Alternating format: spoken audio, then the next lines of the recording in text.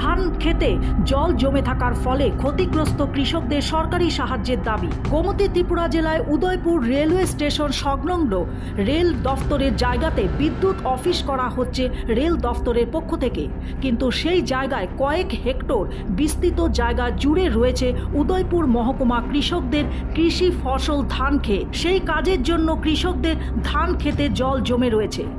তার জন্য কৃষকরা রেল দফতরের বিদ্যুৎ অফিসের করা কাজ বন্ধ করে দেয়। কৃষকরা জানিয়েছেন তাদের দুঃখের কথা এবার শুনুক ত্রিপুরা সরকার।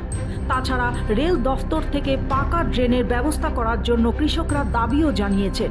আসলে আমরা এই যে ড্রেন এই মালিভালায় তারা রেল দপ্তরে বসছে, রেল দপ্তরে মালিভালায় বসছে, তারপর আমরা জলা ফুরা তামার জলা কি জলা খিল ধান খেতে পানি, তো আমরা তো অনেক দিকে তাদেরকে দরবার করতে আসি, অনেক দিকে দরবার করছি, ওই অমুকরা তোলকে হুমুক করে দেবো, হুম করে চলে দেবো, তাই শুনতে তারা করে দেয় না।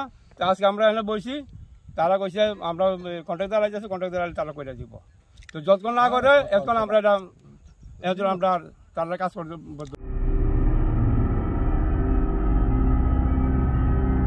ত্রিপুরা থেকে বিক্রম কর্মকারের report, U Bangla. U Bangla TV, হৃদয় ছুঁয়ে যায়।